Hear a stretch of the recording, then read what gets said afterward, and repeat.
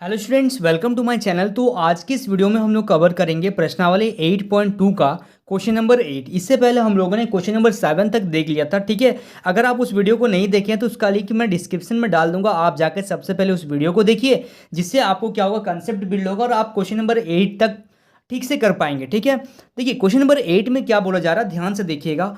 आकृति में क्या यह एक समलंब चतुर्भुज है, इसकी कौन कौन सी भुजाएं जो है वो समांतर है, ये आपको बताना है। तो यहाँ पे एक डायग्राम दिया गया है, आपका ई एफ जी एच, जिसमें से जी जो कोण है वो 110 डिग्री दिया गया है और सी एफ जो है वो 70 डिग्री दिया गया है। और ये क्या है, ये एक आकृति जो है वो समलंब चतुर्भुज है। तो इस आकृति को आप जब देखेंगे तो यहाँ से हम लोगों को क्या क्या मिलेगा। देखिए आकृति में अगर हम लोगों को देखा जाए तो कोण, देखिए ये जो कोण है, कोण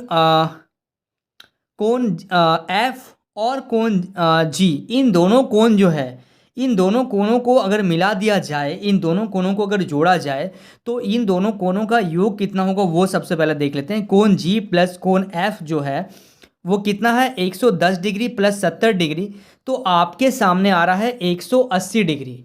तो 180 डिग्री हो रहा है और हम लोग जानते क्या है कि कोण जी जो है और कोण एफ, ये दोनों जो कोण है वो क्या है, आसन कोण है, क्योंकि एक ही भुजा पे बना हुआ है, ठीक है। ये दोनों कोण एक जैसा है और एक जैसा होने के कारण ये इस भुजा का एंड पॉइंट पे है और ये इस भुजा के एंड पॉइंट पे है।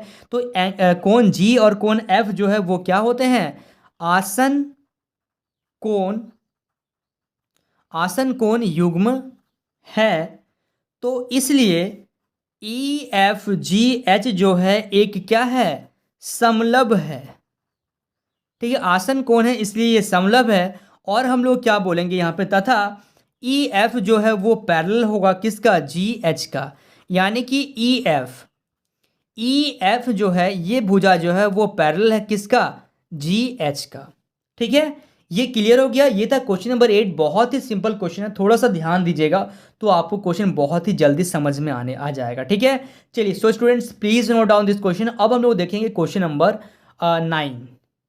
देखिए क्वेश्चन नंबर 9 को ध्यान से देखिएगा कि आकृति में ए बी जो है वो पैरेलल है किसका, सी डी का। ए बी जो है वो सी डी का पैरेलल है, तो कोण सी का मान क्या होगा, यानी कि सी का मान, ये सी बताना है क्या होगा। अगर ए बी जो है वो पैरेलल है डी सी का, सी डी का या डी सी का पैरेलल है, तो हम लोग को सी का मान बताना है क्या होगा। ध्यान से देखिएगा क्वेश्चन को, बहुत ही सिंपल क्वेश्चन है, ठीक है। तो दिया गया है ए बी जो है वो सी डी का पैरेलल है, तो इसका मतलब ये हुआ कोण बी और कोण सी जो होते हैं दोनों का सम जो होता है 180 डिग्री होता है। ऐसा क्यों होता है, ऐसा इसलिए होता है कि समांतर जो चतुर्भुज होते हैं, समांतर रेखाओं के एक ही और के कोणों का योग जो होता है वो 180 डिग्री होता है। अभी अभी हम लोगों ने क्वेश्चन नंबर 9 में देखा। तो यानी कि बी दिया गया है, तो बी का मान है 105 डिग्री प्लस कोण सी बराबर 180 डिग्री। तो कोण सी जो हो जाएगा वो कितना हो जाएगा, 180 माइनस 105 डिग्री, यानी कि आ जाएगा आपका सी जो आ जाएगा वो 75 डिग्री। तो आपको सी बताना था। और यहाँ पे लिखिएगा, यहाँ पे ब्रैकेट में लिखिएगा कि समांतर चतुर्भुज के एक ही और के कोणों का योग जो होता है वो कितना होता है, 180 डिग्री होता है, ठीक है।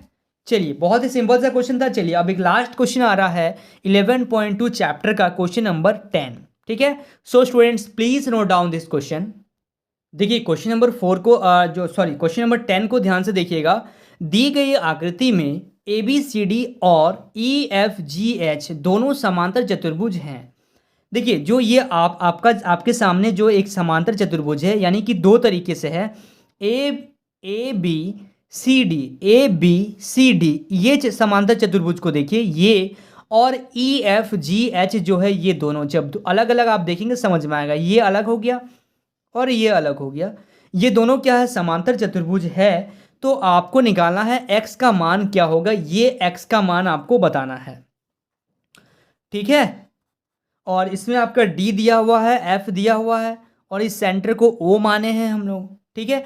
तो समांतर चतुर्भुज, ध्यान से देखिएगा, समांतर चतुर्भुज ए बी सी डी में, ए बी सी डी में, देखिए ए बी सी डी में, ए बी सी डी में अगर हम लोग बात करें, ए बी सी डी में कोण A D H, A D H, ठीक है, ए डी एच, यानी कि इस कोण का मान, ये डी को देख रहे हैं, प्लस कोण B C H, B C H, इस कोण का, ये कोण और ये कोण, इन दोनों का सम जो होता है वो 180 डिग्री होता है। क्यों?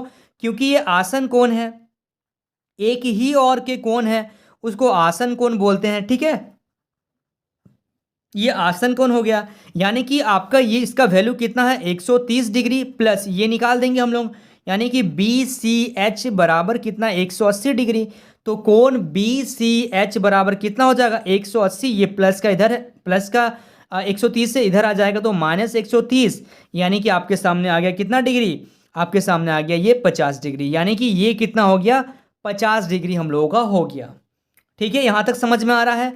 अब हम लोग बात करते हैं, ये तो 50 डिग्री आ गया, अब हम लोग बात करेंगे समांतर चतुर्भुज, समांतर चतुर्भुज किसमें, ई एफ जी एच में, ई एफ जी एच में, समांतर चतुर्भुज ई एफ जी एच में, समांतर चतुर्भुज में हम लोग देखेंगे कोण ई एच जी जो है, E H G, E H G, ठीक है।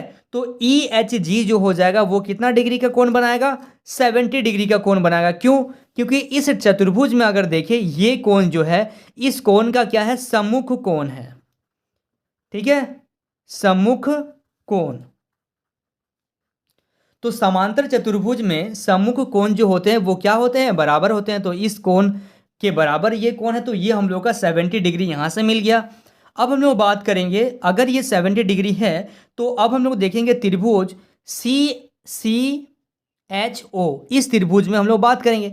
यानी कि सबसे पहले देखिए, यहाँ से हम लोगों ने क्या किया, इस कोण को निकाल लिया और यहाँ से इस कोण को निकाल लिया, तो एक छोटा सा त्रिभुज आपके सामने आ रहा है, त्रिभुज एच सी एच ओ त्रिभुज, ठीक है। तो त्रिभुज के तीनों कोणों का योग कितना होता है, 180 डिग्री होता है, यानी कि कोण एच प्लस कोण सी प्लस कोण ओ बराबर 180 डिग्री, ठीक है। त्रिभुज के तीनों कोणों का योग 180 डिग्री होता है, यानी कि एच कितना दिया हुआ है, एच आपका आ गया 70 डिग्री, प्लस सी कितना आ गया 50 डिग्री, और यहाँ से हम लोग क्या निकालेंगे, ओ जो है वो क्या है, एक्स है। तो यहाँ से कितना आ गया, यहाँ से आपके सामने आ गया 120 डिग्री प्लस एक्स बराबर 180 डिग्री, और यहाँ से आपका आ गया x बराबर कितना आ जाएगा, 180, ये प्लस का नंबर है, इधर आ जाएगा तो क्या हो जाएगा, माइनस का 120 डिग्री, यानी कि आपके सामने x बराबर कितना आ गया, 60 डिग्री।